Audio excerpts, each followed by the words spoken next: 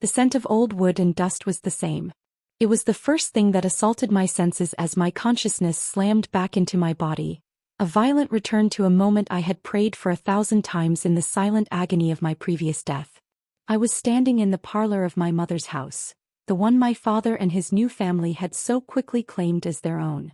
The sunlight streamed through the bay window, illuminating motes of dust dancing in the air like forgotten spirits.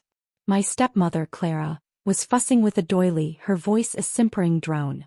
"Now, Elara, remember your manners. Colonel Croft is a war hero. This is a tremendous honor for our family." My father, Alistair Vance, stood stiffly by the fireplace, his face a mask of nervous anticipation.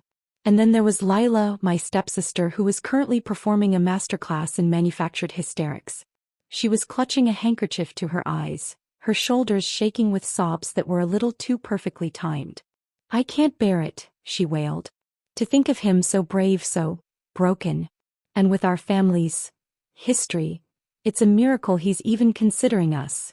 This was the script. I knew every line, every gesture. In my first life, this performance had filled me with a sense of guilt and obligation. Lila's tears, my father's pointed remarks about our capitalist taint, and the unspoken threat of being shipped off for re-education in some distant village had cornered me. I had seen Colonel Marcus Croft's proposal as a lifeline, a way to protect what was left of my family's name and stay in the city. What a fool I had been.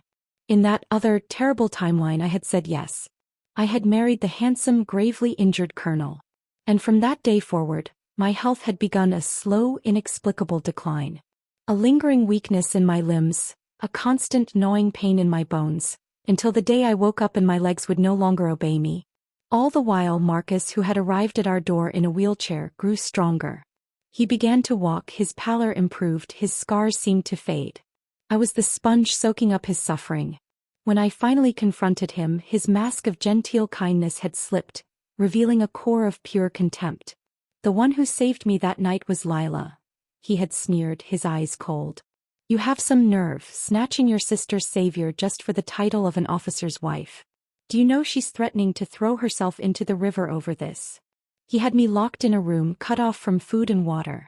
And then the final grotesque act of the play. Marcus, in a dramatic display of heroism, had fallen from a 10th-story balcony while saving Lila. They said his brains spilled onto the pavement and yet he lived. I, however, locked in my prison, felt my own skull rupture from the inside. I died alone, in agony, my death certificate citing a sudden cerebral hemorrhage. A week after my quiet funeral, Marcus Croft was miraculously recovered and married Lila. The memory was a shard of ice in my veins. "Elara." My father's voice cut through my reverie. "Did you hear me? Colonel Croft will be here any moment. This is your chance. Don't ruin it with your aloofness." I looked at him, truly looked at him. The man who had married my mother for her money and her house, and who had replaced her with Clara a mere 3 months after her sudden illness. The man who was now so eager to sell one of his daughters for a sliver of social protection. Lila let out another theatrical sob. Oh, if only Mother hadn't married into this family.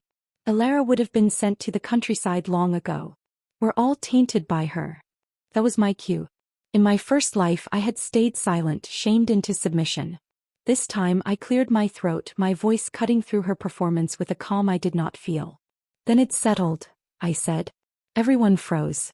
Clara stopped fussing. Lila's sobs hiccuped to a halt. My father stared at me, his brow furrowed. "What's settled?" he asked. "I won't marry him," I said, the words feeling like a sacred vow. If Lila is so concerned about the family's reputation and so connected to the colonel, having attended those literacy classes at his unit, then she should be the one to accept his proposal. It's only right. The silence in the room was absolute, broken only by the ticking of the grandfather clock. Lila's face, previously streaked with fake tears, was now a comical mask of shock and dawning avaricious hope. My father's expression shifted from confusion to calculation, and then to a sharp, assessing look directed at me. "Elara, don't be foolish," he began, but I cut him off. "It's not foolishness, father. It's clarity. I have no connection to Colonel Croft. It seems Lila does. Let her have this tremendous blessing. I want no part of it." Before anyone could formulate a response, A firm knock echoed from the front door. Colonel Marcus Croft had arrived. The man who entered was every bit the image of the tragic hero. He was in a wheelchair, pushed by a young aide, his uniform impeccably pressed despite the clear evidence of his injuries. His face was handsome though pale, and his eyes swept the room and for a fleeting second landed on me. There was a spark in them, something that looked like recognition and confirmation, before his gaze shifted to Lila, softening into a semblance of warmth. The formalities were exchanged. My father, ever the opportunist, quickly steered the conversation. Colonel Croft, we are deeply honored by your visit. My daughter Lila has spoken of nothing else. Marcus's lips curved into a faint smile. The honor is mine, Mr. Vance. His voice was a low, resonant baritone, the kind that could command battalions or whisper poisonous lies. He turned his attention fully to Lila. Miss Lila, it is good to see you again. Lila blushed, ducking her head. And you, Colonel. He then looked at my father, his expression turning serious. Sir, I have come with a proposal of marriage. My circumstances are, well, you can see them. But I can offer protection and a stable home. I wish to marry your daughter. The air left the room. My father puffed out his chest, ready to seal my fate. But I held my breath, waiting. Of course, Colonel, my father boomed. We would be delighted. Our Alara is. Actually, father, I interjected, my voice clear and steady. All eyes swiveled to me. Marcus's gaze was particularly intense, a flicker of confusion in its depths. I believe the Colonel's intention might be misunderstood. Given his previous acquaintance, it seems he intends to marry Lila. A strange tension filled the space between Marcus and myself. It was as if we were the only two people in the room engaged in a silent, deadly duel. He had come for me. I knew it with every fiber of my being. He needed me for his vile transfer. Why, I didn't yet know, but the certainty was absolute. Lila looked between us, her hope warring with suspicion. My father, flustered, tried to regain control. Nonsense, Alara. The Colonel is a man of his word. He came for you. It was then that Marcus did something unexpected. He broke eye contact with me and looked at Lila, offering her a slow, deliberate smile. Mr. Vance, your daughter Alara is perceptive. But perhaps she is correct. My interactions with Miss Lila have been memorable. If she would have me, it is she I wish to marry. The room erupted. Lila's face flushed with triumphant joy. Clara clapped her hands together. My father, after a moment of stunned silence, began beaming. The matter settled to his satisfaction. But I saw it. The slight tightening around Marcus's eyes as he looked back at me. It wasn't acquiescence. It was a strategic retreat. The game was not over. It had just changed. And then my father, in his infinite wisdom, decided to secure his own position. Colonel, this is wonderful news. And since Lila will be taken care of, we must think of Alara. She is quick and diligent, you know. Not getting any younger, and no work unit will take her with her background. Why not let her work as your housemaid? She can take care of Lila and your household. Once you're used to her, she'll be very handy. The audacity of it stole my breath. In my first life, I had been his pawn for marriage. In this one, I was to be a domestic slave, kept close for reasons I was only beginning to fathom. No, I said, the word final and sharp. I am not going. Alara, with your class status, my father began, his voice taking on a threatening tone. What is shameful about going to the countryside? I shot back, a plan solidifying in my mind. I've already applied. I'm leaving for the Northwest next month. The shock in the room was palpable. The pampered daughter of a capitalist family, who had never held a broom, volunteering for hard labor 1,000 miles away? It was unthinkable. The Northwest. Lila gasped, her joy making her generous. But it's a wasteland. I've made up my mind, I said, meeting Marcus's gaze squarely. Lila, I wish you and Colonel Croft every happiness. Marcus finally spoke, his voice a low purr that set my teeth on edge. It is a good thing to have the heart to contribute to the country. If you ever need anything, Miss Alara, just tell me directly. I misunderstood you before. From now on, you are my real sister. The hypocrisy was breathtaking. Then Lila, swept up in the moment, stepped forward. Oh, Alara. Thank you, she gushed. She took off a simple red string bracelet from her wrist.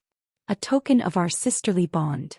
She tied it onto my wrist, her fingers lingering for a moment too long.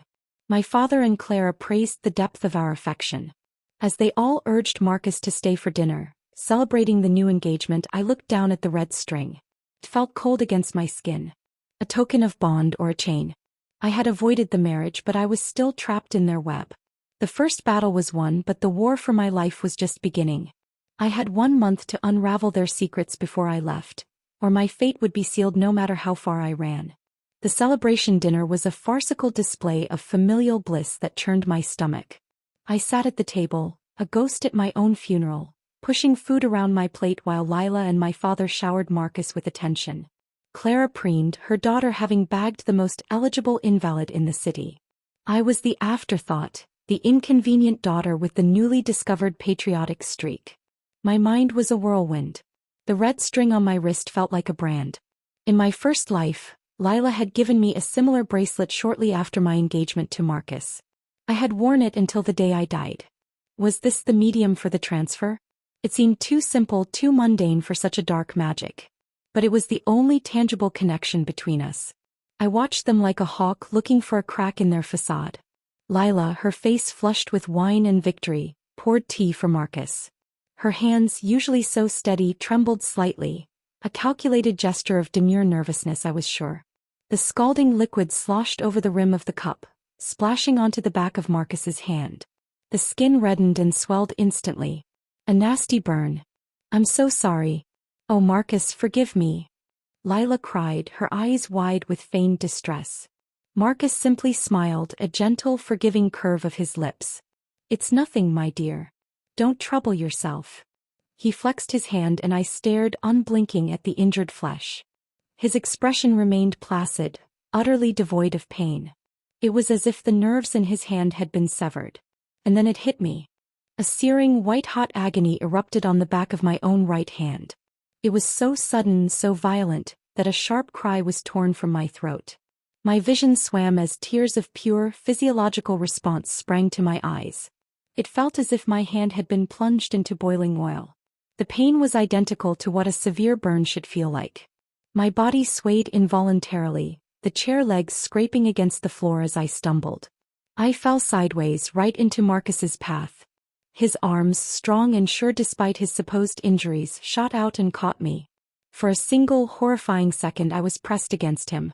I could smell the starch of his uniform and something else underneath, a cold, metallic scent that reminded me of a grave. His eyes looked down into mine, and in their depths I saw not concern, but a flicker of intense, predatory satisfaction. I wrenched myself away from his grasp, staggering back. My right hand was throbbing, the pain a living thing. "Alara, what is the meaning of this?" my father snapped, his jovial mood shattered. "She spilled it on Marcus. What is she screaming for?" Lila hissed, her mask of sweetness slipping to reveal pure venom. "He already said he's going to marry me, and here you are, faking pain and throwing yourself at him. Shameless." I couldn't form words. I could only shake my hand rapidly, the cool air of the room doing nothing to quell the inferno on my skin. "Don't argue," Clara cut in smoothly, ever the peacemaker. "You must have seen it, Alistair. The water was boiling. It was an accident." Yes, my father chimed in, eager to defuse the situation. "Your sister didn't mean it." And the Colonel's reaction was instinctive. It was unintentional. They were smoothing things over, a united front protecting their golden future. They didn't care about my pain. They didn't even seem to truly see it. Marcus finally spoke, his voice a low murmur. "Are you quite all right, Miss Alara? You look unwell." His tone was laced with a subtle mockery that only I could detect. The pain was already beginning to recede, fading to a deep, throbbing ache. I looked from his calm, unburned hand to my own, which was now showing faint red marks, mirroring the exact placement of his splash wound. The truth was a cold, hard stone in my gut. The transfer was real. And it was already active. He wasn't married to me, he was engaged to Lila, and yet I was the one bearing his pain. But what was the connection? Marcus had lost all interest in the meal. He exchanged a few quiet words with my father and took his leave, his wheelchair gliding silently out of the room. The look he gave me before he left was not one of anger or confusion, but of calculation. I was a variable in his equation that had behaved unexpectedly, and he was recalibrating. The moment he was gone, my father turned on me, his face dark with fury. What was that performance? Do you have any idea what you could have ruined? It wasn't a performance, I said, my voice trembling with residual pain and rage. I held up my hand, the red mark still visible. I felt it. I felt his burn. He scoffed. Don't be absurd. You're hysterical. If you regret your decision, just say so. I can still find you a decent match. Perhaps not as grand as the Colonel, but you wouldn't want for anything. I looked at this man, my father, who was so eager to be rid of me. In my first life after my marriage, he had ransacked my mother's house looking for her hidden fortune. He had sold me for social protection and then scavenged what was left of my inheritance. He would not get a single coin this time. I have no regrets, I said coldly. My mind is made up. I retreated to my room, my mind racing. The pain transfer was one way. He could injure himself or be injured and I would bear the consequence. Distance seemed irrelevant so far. But how was it triggered? The red string was the obvious link, but was it the only one? The next morning I set my plan in motion. I would go to the Youth League office and finalize my assignment, moving my departure date up if possible. I needed to get away from this house, from this city, from them. As I walked through the bustling streets, I had the distinct feeling of being followed. A glance in a shop window confirmed it. Lila was tailing me, trying to look nonchalant. She only turned back when she saw me walk through the official doors of the Youth League office. The interior was drab, all gray concrete and bureaucratic efficiency. A clerk directed me to a small office. When I entered, the man behind the desk looked up and my breath caught in my throat. Zachary Evans. He had been a classmate during my brief, privileged time at a Swiss boarding school. A brilliant, quiet boy from a diplomatic family. After I was forced to return home, I'd heard his family had also fallen out of favor. It seemed he had landed here. Elara Vance, he said, his voice even, betraying no surprise. His eyes, however, held a glimmer of recognition. He looked over my file. This is a special application. You're listed as a special skills candidate. Are you certain about this? The Northwest project is final. You'll have to hide your identity. You may never be able to come back. In my first life, this same organization had approached me, intrigued by my multilingual skills and education. I had been too enamored with the idea of being an officer's wife, too scared of the unknown, and had refused. It was a decision I had come to regret in the dark, pain-filled hours of my first death. I am certain, I said without hesitation. He studied me for a long moment, his gaze piercing. All right. From today you are classified as special talent. All information before departure will be kept secret. If there is any issue, come directly to me. He slid a document across the desk for me to sign. A sense of profound relief washed over me. This was my escape. This was my path to a life that was truly my own. As I bent over the paper, pen in hand, a crippling, familiar agony exploded in my legs. It was the same weakness, the same bone-deep pain that had heralded my paralysis in my first life. The pen clattered to the floor. My legs gave way and I collapsed, my head spinning as the world dissolved into a vortex of pain. The last thing I saw was Zachary's alarmed face as he rushed around the desk. I awoke in a sterile white hospital room. Zachary was sitting in a chair beside the bed, his expression tense. Elara, we understand your desire to contribute, he said carefully, but if you have a hidden illness, the organization will have no choice but to reject your application. I lay there, the ghost of the pain still echoing in my limbs. Desperation clawed at me. I couldn't let this chance slip away. I needed an ally. Taking a deep breath, I decided to gamble everything. I don't have an illness, I whispered. I told him everything. The proposal, my death, the pain transfer, Marcus's recovery, my rebirth. I spoke in a low, frantic rush, watching his face for the inevitable disbelief, the dismissal. When I finished, his expression hadn't changed. He hadn't laughed, hadn't interrupted. Zachary, you don't believe me, I said, my hope deflating. I understand. It sounds insane. I believe you, he said, his voice quiet but firm. The 3 words were a balm to my shattered spirit. You do. He leaned forward, his elbows on his knees. You said he can affect you.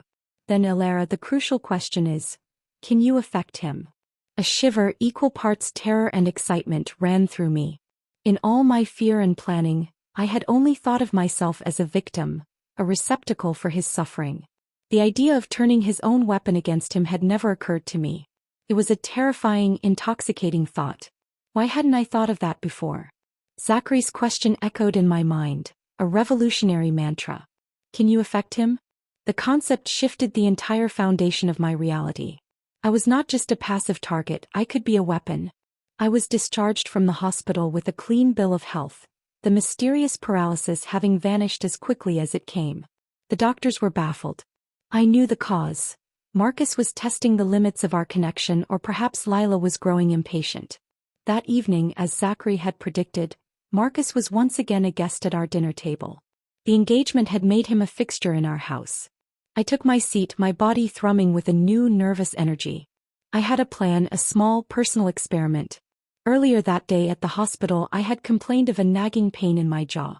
A sympathetic dentist, finding nothing wrong, had nonetheless agreed to remove a perfectly healthy wisdom tooth on my right side.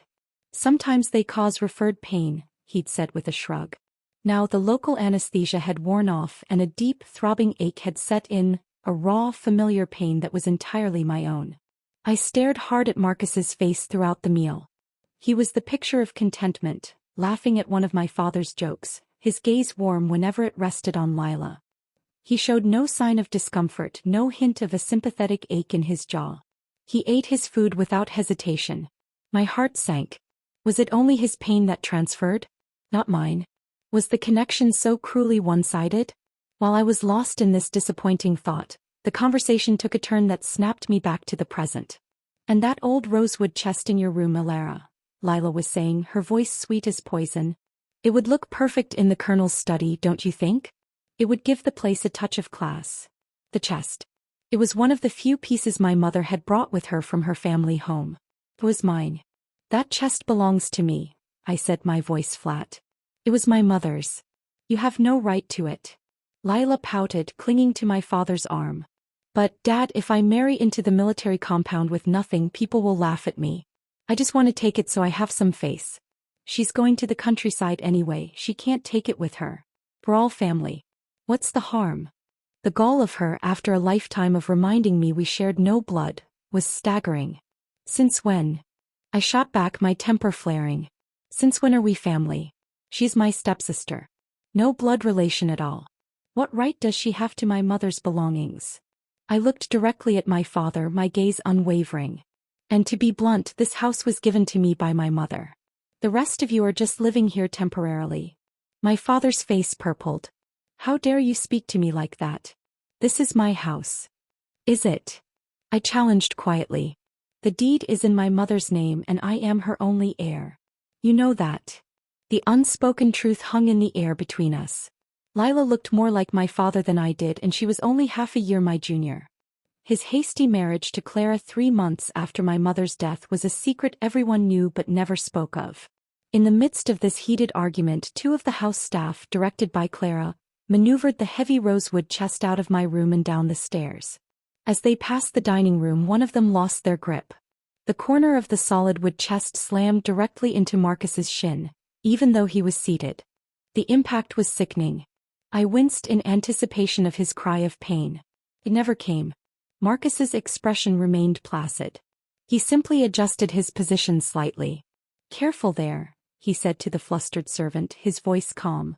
At that exact moment, a blinding, sharp pain exploded in my own shin. It felt like the bone had been shattered. I gasped, my knee buckling, and I had to grip the table to stay upright. Lila, panicking at the near accident involving her prized fiancé, turned and, seeing me swaying, gave me a hard, furious shove. "Stop causing trouble." I tumbled down the 3 short steps leading from the dining area into the sunken living room. The impact knocked the wind from my lungs and sent fresh jolts of pain through my already bruised body. I lay there for a second, dazed, then gritted my teeth and looked up at Marcus. He was still in his chair, watching me quietly from the top of the steps. There was no concern in his eyes, only a cold, clinical observation. He hadn't felt a thing. Damn it, I thought, despair washing over me. Really is one way. Downstairs, the sound of laughter and cheerful voices resumed as if nothing had happened. My father, Clara, and Lila were toasting the future, their celebration a stark contrast to my pain and powerlessness on the floor. I dragged myself to my feet and retreated to my bedroom, my body a symphony of aches that belonged to Marcus. As I lay in the dark, wondering how to break this cursed connection, a new, more violent sickness gripped me. A churning, burning sensation erupted in my stomach.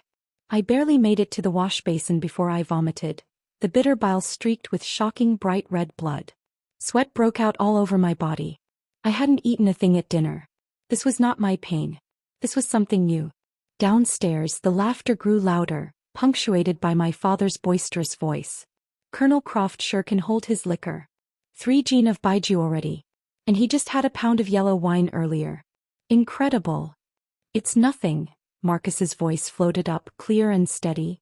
As long as the drinks keep coming, I'll keep drinking. The truth dawned on me with horrifying clarity. The burning in my stomach, the vomiting of blood. It was his.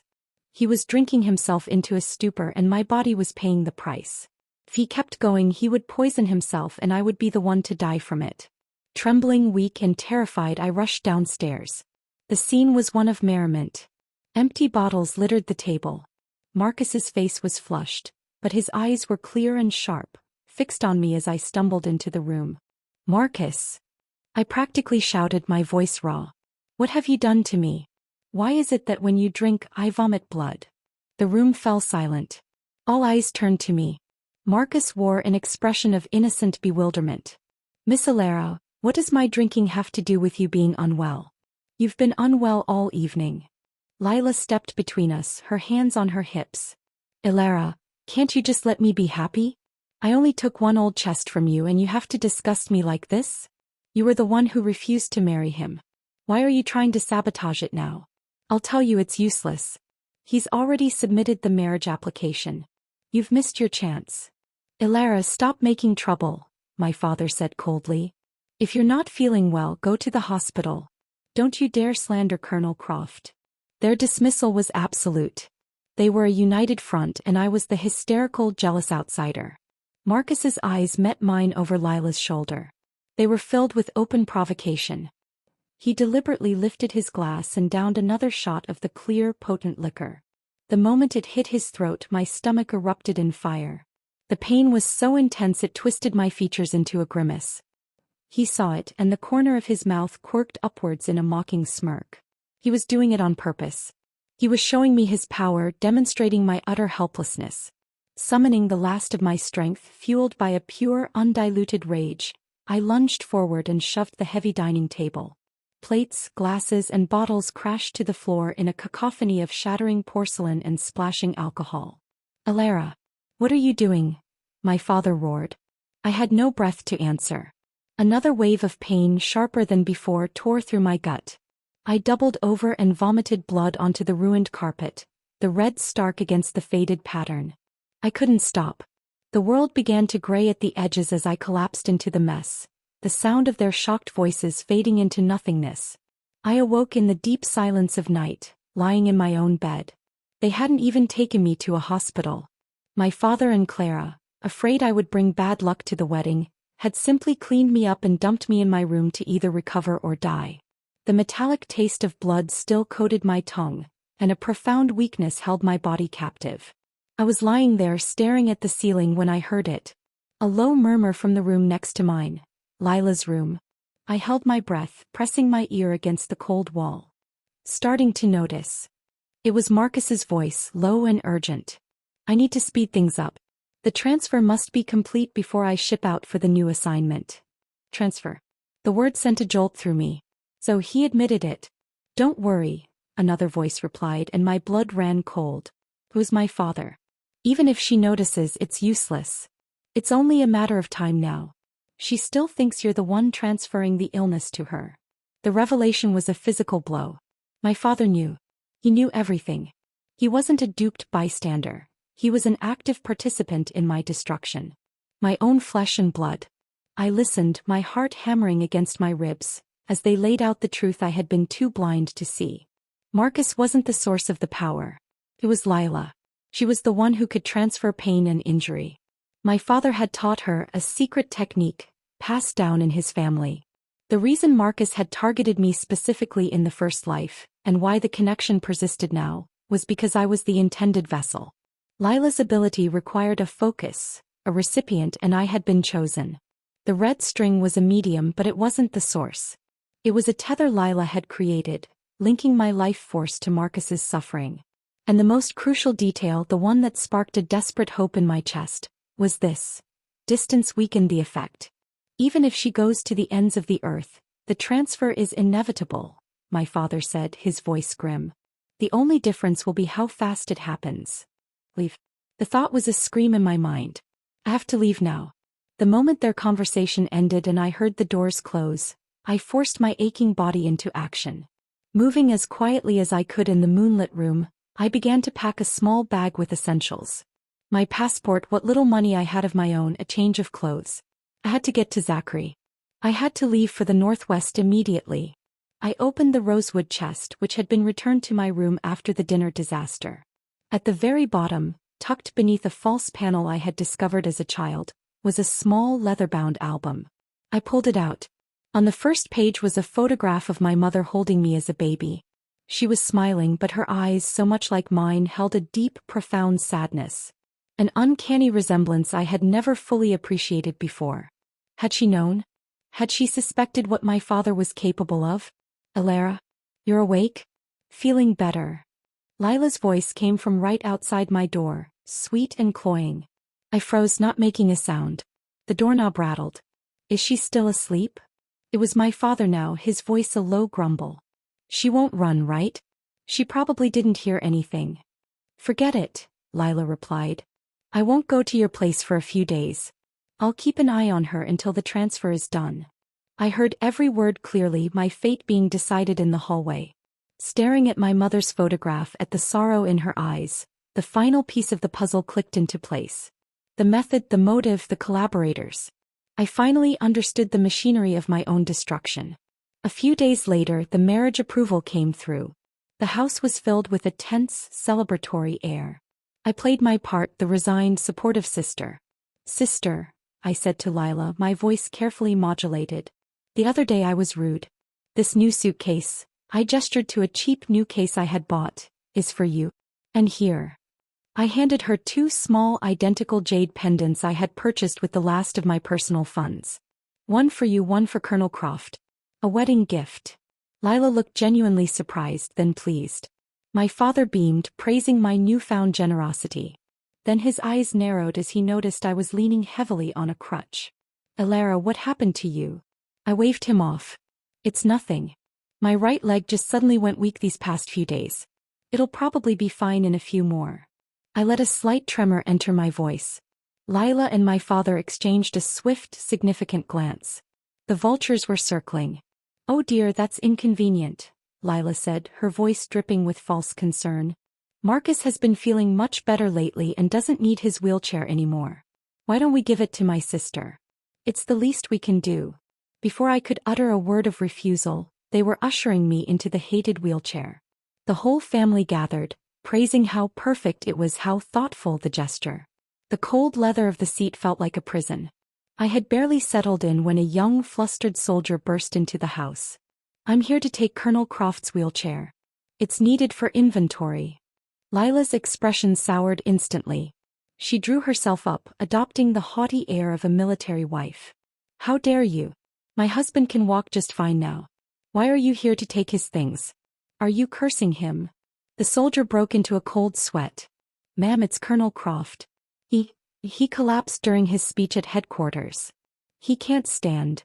The news sent a shockwave through the room. Marcus, it turned out, had been scheduled to give a speech about his heroic perseverance. He had deliberately left the wheelchair behind to present an image of full recovery.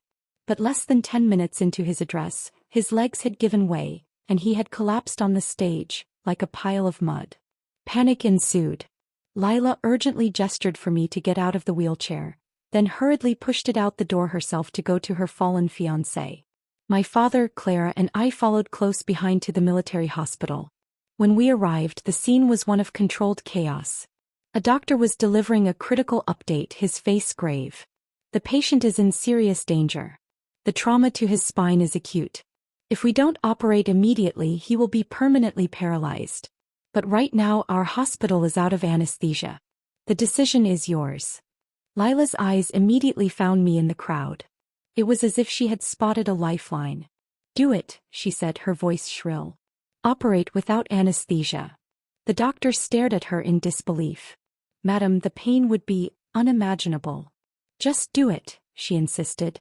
Sure enough, my presence as his painkiller gave her the courage to condemn him to torture. But I was ready. As the order was given, I focused every ounce of my will, not on blocking the pain but on redirecting it. Can you affect him? Zachary's words were my guide. The next second, a blood-curdling, piercing scream came from the operating room, followed by frantic shouts. Not good. The patient has passed out from the pain. Lila spun towards me, her face a mask of stunned fury. Alara, what did you do? Why are you fine? I looked up from the book I had pretended to be reading, my expression one of calm indifference. This is a strange question, Lila. You told them to operate on your husband without anesthesia, and now he's in danger. Why are you asking me? I'm not the doctor. My reasonable tone and her irrational accusation drew curious and disapproving glances from the medical staff and other visitors.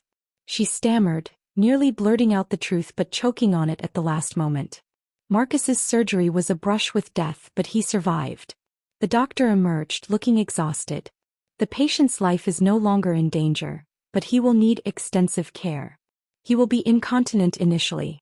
A family member needs to learn basic nursing from me. Let Alara do it, Lila said without a moment's hesitation. She's the older sister. It's only right. Just like in my last life, the dirty, exhausting work was shoved onto me. Should an older sister be the one to clean up after her brother-in-law? I asked pointedly. The doctor, uncomfortable, interjected. If the patient's wife is here, we recommend she be the one to provide care. But my father spoke over him. Alara, you should go listen to. Don't let your sister get too tired. I was frozen, trapped by their audacity. Then he added the words that sealed my understanding of his complicity. This is tied to you anyway. I stood there, stunned as the last of my familial illusions crumbled to dust. My father knew the truth. My stepmother was surely involved. From beginning to end, I had been the mark, the sacrifice in their grisly plan. My marriage, my suffering, my death, it had all been orchestrated by them. Alara, here you are. I've been looking for you. Zachary's voice was a welcome anchor in the storm. He was holding a file folder. Get ready. You're leaving for the Northwest in 3 days. My father was startled. What? That soon? The assignments are fixed for later in the month. Why is hers so rushed?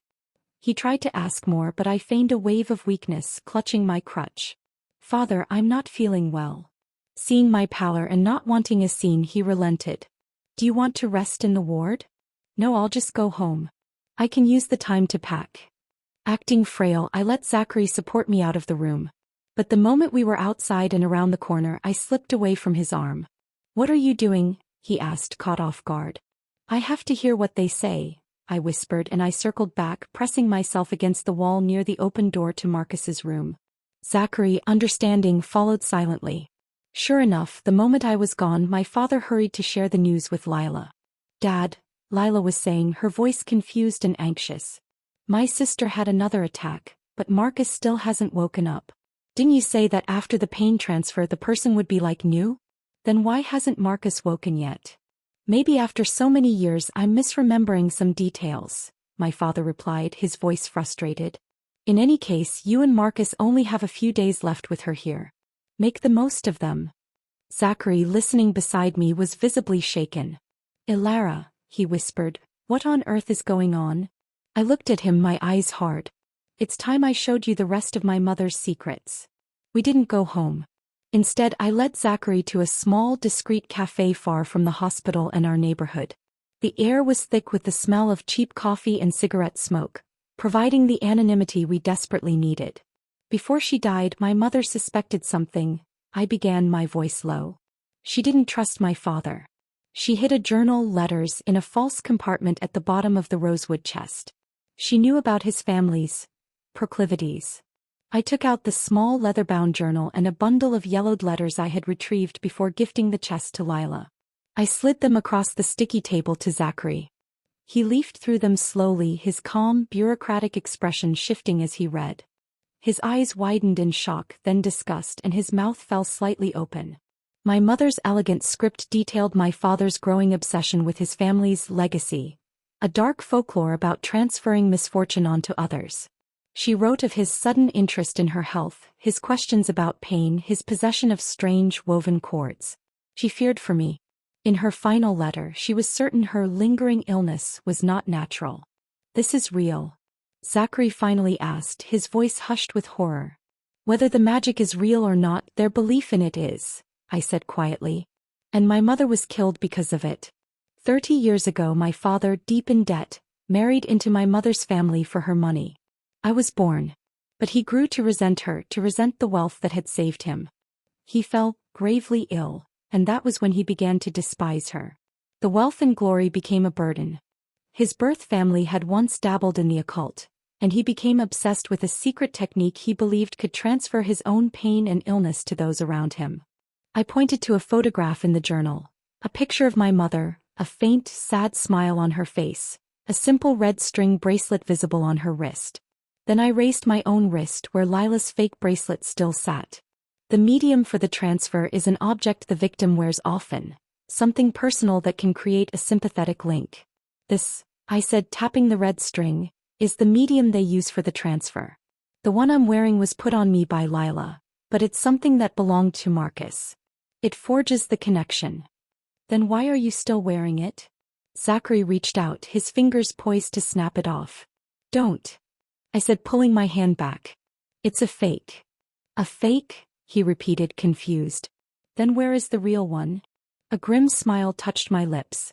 "When I gave Lila the jade pendants as a wedding gift, I didn't give her two. I gave her one. A single pendant, carved with a symbol I found in my mother's journal, a symbol for binding. I told her it was for eternal union. She was so thrilled she didn't question it. She put it on Marcus while he was still unconscious in the hospital. The real red string, the one that had been in his possession, is woven into the cord of that pendant. He is now wearing the primary medium directly linked to her. I've redirected their own weapon." The plan was a desperate gamble, based on my mother's notes about the transfer requiring a focus on the recipient. I had switched the focus back to the source, to Lila herself. As if on cue, a commotion erupted from the direction of the hospital, visible through the cafe window. We saw Lila, my father, and Clara being hurriedly escorted out, their faces pale. We slipped out of the cafe and moved closer, blending into a small crowd of onlookers. Marcus had been awake for less than half a minute when Lila suddenly collapsed to the ground, writhing in agony. She was clutching her abdomen, her screams echoing in the courtyard. "What's wrong with you?" my father demanded, his face a mask of panic. "I don't know, Dad. It hurts. It hurts so much," she wailed. "Could it be your appendicitis acting up again?" Clara asked, wringing her hands. Lila nodded, then shook her head, too consumed by pain to speak coherently. My father ran, searching for medical staff for painkillers. But painkillers were a scarce resource, rationed for military use. They were out of luck. Lila was subjected to a battery of tests, but the doctors found nothing conclusive. "There's nothing seriously wrong with you," a frustrated doctor finally told her, fed up with the hysterical family. Lila, through her pain, seemed to realize the truth. She grabbed my father's arm, whispering something frantic to him. But my father immediately shot her down. "This is your appendicitis," he barked, a desperate, wild look in his eyes. "I saw your sister doubled over in pain. Stop imagining things. And besides, she's still wearing the red string on her wrist. If she felt something was wrong, she'd have taken it off by now." He was clinging to the original plan, refusing to see that the trap had been sprung. The family that should have returned home that day ended up staying in the hospital for 2 more days, tending to a perfectly healthy Lila who was screaming in phantom pain. During those 2 days while they were distracted, I worked with Zachary. Using the maps and instructions hidden in my mother's journal, we located her true legacy. Not just her secrets but her wealth. She had never trusted my father, and in that era she could not openly use her fortune. She had buried it. In the overgrown garden of our house, under the cover of darkness, Zachary and I dug.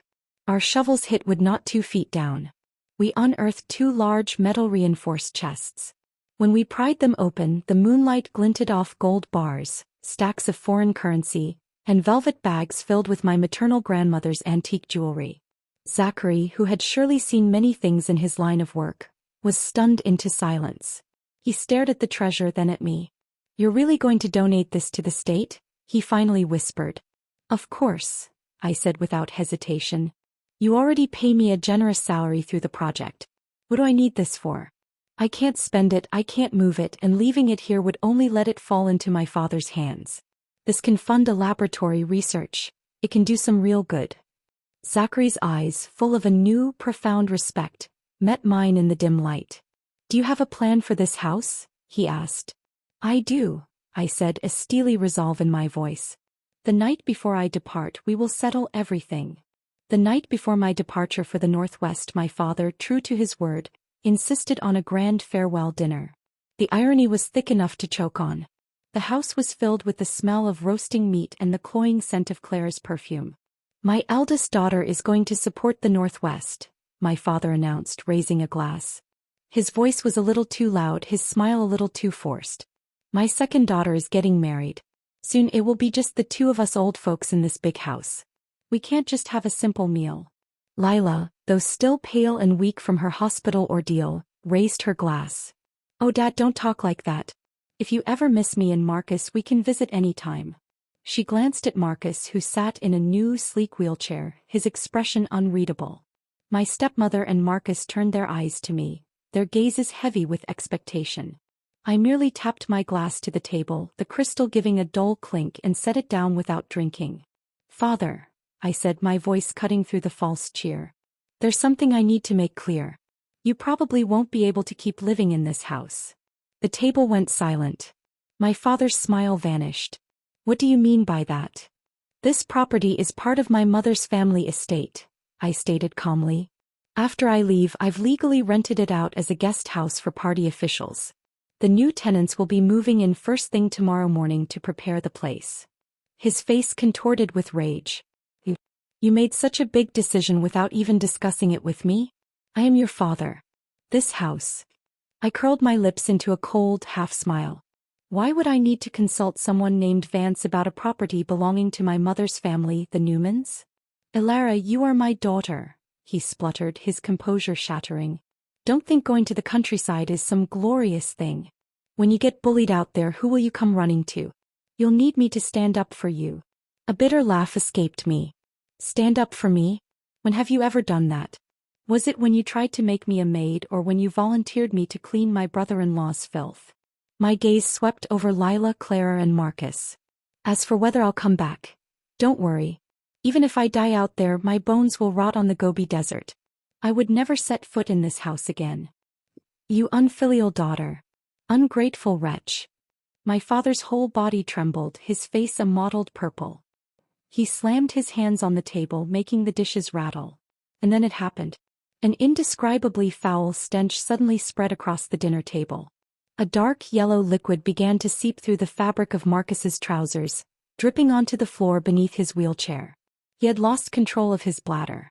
A moment of horrified silence was broken as Lila noticed. With a cry of embarrassment, she rushed to wheel him away. As soon as Marcus left the room, my father fixed his eyes on me, watching me intently as if waiting for a reaction. I found it so utterly ridiculous I couldn't help but laugh. "Father," I said, my voice dripping with scorn. "Are you waiting for me? Waiting for me to writhe on the floor in pain like Lila?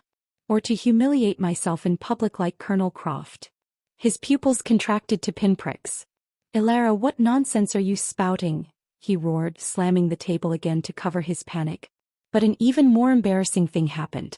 A similar dark stain began to spread across my father's own trousers. And then, beside him, Clara let out a small, shocked gasp as she, too, lost control, clamping her legs together tightly as the stench in the room intensified. "Dad. Mom." Lila's shrill scream came from the doorway. She had returned just in time to witness her parents' simultaneous, shameful humiliation. "Freaks. I can't live like this." She then spun on me, her fingers shaking as she pointed. "Dad, I told you she already figured it out. What did you do to us?" My father, stinking and enraged, demanded, "What did you do?" I stretched lazily as if bored by the entire spectacle. Oh, nothing much. I just let you all share a taste of Colonel Croft's suffering. After all, he's your son-in-law. Me as a Newman shouldn't be contaminated by your family's conditions. That's impossible. Lila shrieked. You're still wearing the red string. How could it have transferred to us? Oh, you mean this? I said slowly, theatrically. I untied the fake red string from my wrist and with a flick of my fingers, tossed it straight into the roaring fireplace. A wisp of greenish smoke rose as the synthetic fibers crumbled into ash. The three of them, my father, Clara, Lila, froze, their faces a tableau of stunned disbelief. For a fleeting second I thought maybe, just maybe, the sheer magnitude of their defeat would bring some shred of remorse. Instead, my father's eyes hardened into pure, unadulterated hatred. Daughter, he said, his voice a low, deadly growl.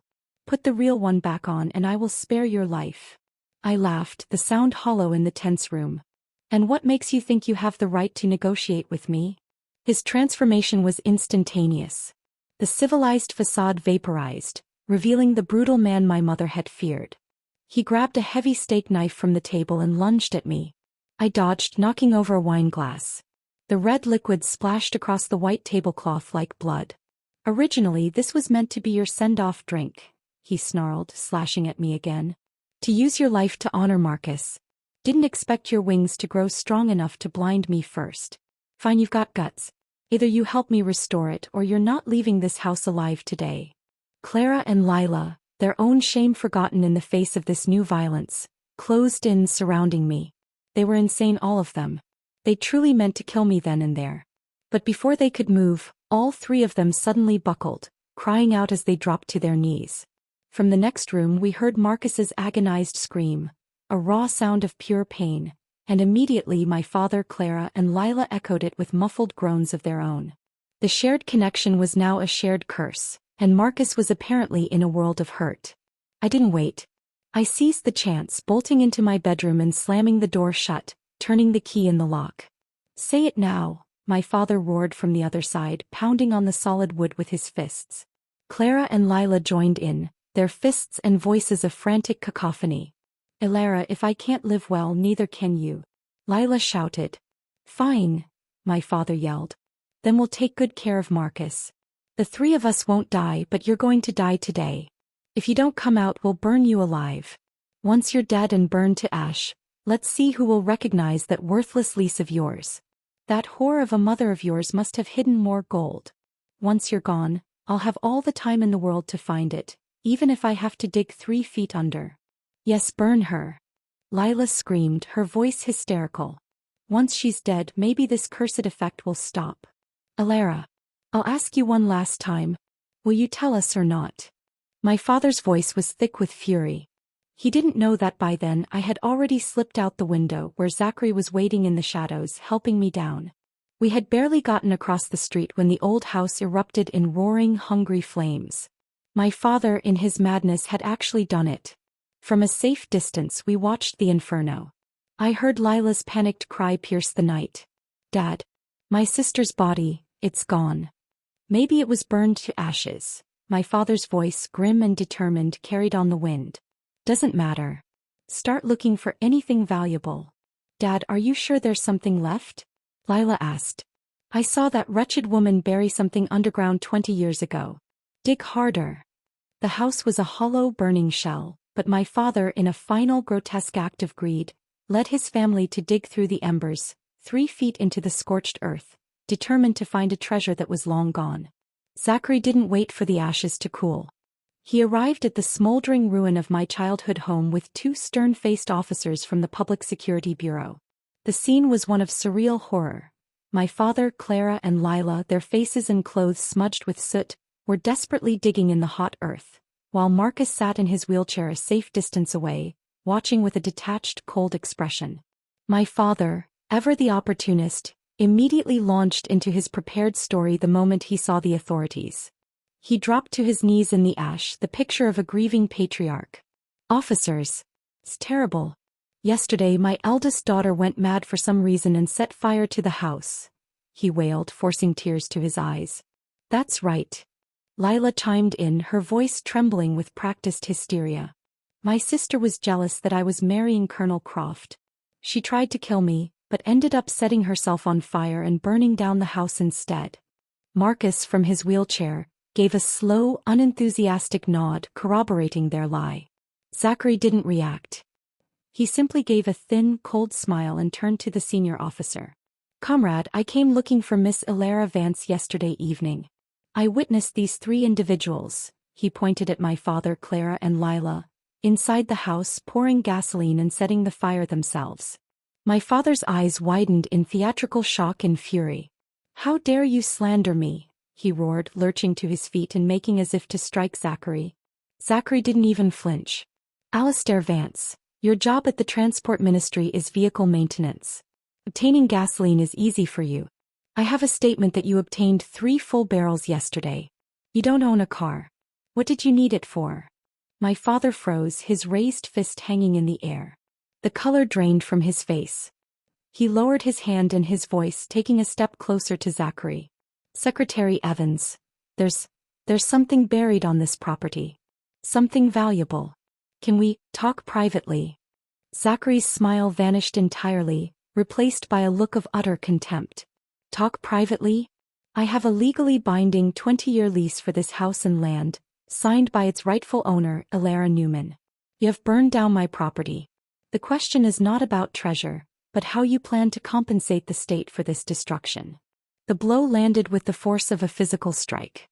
My father staggered back. He had never imagined that the tenant I had found was Zachary himself, a government official with the power and will to destroy him. At that moment, Marcus, seeing his father-in-law crumbling, tried to interject. "Secretary Evans, surely there's been a misunderstanding. My father-in-law is a grieving man." But Zachary coldly produced a sealed letter from his inside pocket and handed it to Marcus. "This arrived from headquarters this morning, Colonel. It might clarify the situation." Marcus opened it. His face, previously a mask of pained dignity, went blank, then ashen. Curious, Lila snatched the paper from his limp hand and read it aloud, her voice rising with each word. "Assessment. Comrade Marcus Croft, 4th degree or higher disability. Recommendation. Retirement and transfer to civilian work." It was over. The army was cutting him loose. His value, the very thing that had made him a prize to my family, was gone. His composure, the last vestige of his power, collapsed utterly. He stared into the middle distance, a broken man. With witnesses, evidence, and a clear motive, Zachary ensured that justice was swift. Aside from Marcus, who was now a retired civilian, my father, Lila, and Clara were arrested on the spot for arson, attempted murder, and fraud. They were dragged away, screaming and crying, their lies echoing uselessly in the morning air. But the family that had betrayed together did not stick together. In a desperate bid for leniency, Lila and her mother turned on my father with vicious speed. They shoved all the blame onto him, even claiming my death was his doing alone, that he had killed me for the inheritance he believed was buried. Then, in a final act of betrayal that sealed all their fates, Lila revealed the biggest secret of all to the interrogators, a secret that was quickly relayed to Zachary. "I loved Marcus," she confessed. "My father said he had a way for us to be together. He tampered with Marcus's car so he'd get injured. Later, my father taught me how to transfer pain. It was all him. All of it." When Marcus learned that the car accident that had made him a crippled hero had been a deliberate act of sabotage by the woman he married and the father-in-law he tolerated, his passive brokenness transformed into active, seething hatred. The trials were swift. My father, as the mastermind, received a 40-year sentence. At 55 years old, it was a death sentence. And during those long years in a hard labor camp, he would continue to bear the phantom pain of Marcus's injuries, a constant gnawing reminder of his own monstrous choices. Lila and Clara, having turned state's evidence, received lighter sentences. They were released after 2 years, believing they had escaped the worst. Lila, in her profound foolishness, actually believed Marcus had waited for her. She went to the cramped, state-assigned apartment he now lived in, dreaming of picking up the pieces of their life together. On her first day back, he beat her. "So it was you all along," he snarled, his fist connecting with her face. "I thought you saved me from that wreck. I thought you were my angel. But you were trying to kill me. You made me a cripple. I'm not divorcing you," he hissed, standing over her cowering form. "I'll cling to you for the rest of my life. And this transfer. This curse hasn't stopped, has it? Every time I hurt myself from now on, the three of you can suffer together." And he did. Marcus's pain transfer, now a tangled web connecting him to Lila, Clara, and my imprisoned father, became his weapon. He would go out of his way to inflict pain on himself, slamming his hand in a door, tripping and twisting an ankle, drinking himself sick, because he knew the agony would be shared threefold. Their lives became a hell of his making, a perpetual cycle of shared suffering. As for me, Alara Vance was officially declared dead, consumed in the fire. I was a ghost, a closed case. But I was freer than I had ever been. I changed my name. Alara Vance was ash in memory. I became Alara Newman, reclaiming my mother's maiden name, a final, definitive break from the House of Vance. I spent the next 20 years working at a secret research base in the Northwest, just as I had planned. The vast, stark beauty of the Gobi Desert was a balm to my soul. The inheritance my mother had left, not just the gold but her spirit of resilience, was put to good use. Donated to the state, it funded the very laboratory where I worked. I poured my sweat and dedication into my projects, my linguistic skills and education, finding purpose in service to my country. The silent, monumental work of science became my family, my children, filling my life with a purpose I had never known. In the hum of machinery and the pursuit of knowledge, I found my own worth. I never married. I never had children. The thought of such intimacy was too tangled with the memories of betrayal and pain. My colleagues became my friends, my work my passion. It was enough. It was more than enough. It was a life I had chosen for myself. At 50, after decades of intense, celebrated work, the organization granted me a quiet, honorable early retirement, along with a medal that I kept in a small box, a private testament to a life lived well. I returned to my long-lost hometown, not with trepidation, but with a sense of peaceful closure. Zachary, now a senior official himself, was there to welcome me. His hair was streaked with gray, but his eyes were the same, kind and sharp. He drove me through the changed city, finally stopping at the site of the old house. I caught my breath. In its place stood a brand new modern 2-story building, clean and simple. "Back then you rented it to us for 20 years, Zachary said, a small smile playing on his lips. "The lease has long since expired. It's time to return it to you." He handed me a set of keys. I took them, the metal cool in my palm. My heart swelled with an emotion too complex for words. Grief, triumph, sadness, and peace, all woven together. This was not my father's house. It was mine. Built on the ashes of the old, paid for with the currency of my own choices and my mother's legacy. My retirement was peaceful and calm. I worked part-time as an honorary professor at the university, occasionally mentoring bright-eyed students, but most of my time was spent living quietly in that small new building. I tended a small garden, read books, and enjoyed the simple, profound luxury of a life without fear. One afternoon, after I had attended a seminar at the university, Zachary drove me home. As we approached my street, a woman suddenly darted into the road directly in front of our car. Zachary slammed on the brakes. We lurched forward, my seatbelt catching me. The woman stumbled back, dropping a plastic lunch container. She looked terrified. Security guards from a nearby government compound, where Zachary worked, rushed over to drag her away from the car. "So sorry, Secretary Evans," one of them said, his face apologetic. He turned to the woman and slapped her hard across the face. "Stupid woman. That's the leader's car. Watch where you're going." Through the car window I saw her clearly. It was Lila. But she looked a decade older than her years. Her hair was lank and gray, her face lined and bruised. She walked with a pronounced limp. The security guard who had hit her was Marcus. He seemed energetic, but the proud, military bearing was gone, replaced by the coarse aggression of a petty tyrant. "Are you blind?" he barked at her. "Didn't you see this was an official car? What if you damaged it?" Lila trembled, a cowed, broken animal. She immediately dropped to her knees on the pavement. "I'm sorry, sir. I'm sorry," she said, bowing her head repeatedly against the concrete. "Please forgive me. If you make me lose this job," Marcus snarled, "you and your unlucky mother can get out of my house and starve." Zachary, his face a mask of disgust, waved a hand at the guards. "It's fine. Just move her along." He drove away slowly. In the rearview mirror, I saw Marcus kick at Lila as she struggled to get up, his coarse voice carrying through the closed window. Useless bitch. Zachary glanced at me. Curious about how the Vance family is doing now? He asked softly. I shook my head, turning my gaze from the mirror to look ahead at the tree-lined street leading to my home. No, I said, and I meant it. My ties with the Vance family ended in that fire. I freed myself from the past. I broke those chains. The rest of my life belonged to my rebirth. It was a life I had built with my own 2 hands, a life I had fought for, a life I had earned. And as I watched the sun set over the rooftops of my quiet neighborhood, I knew with a deep and unshakable certainty that it was good. The end.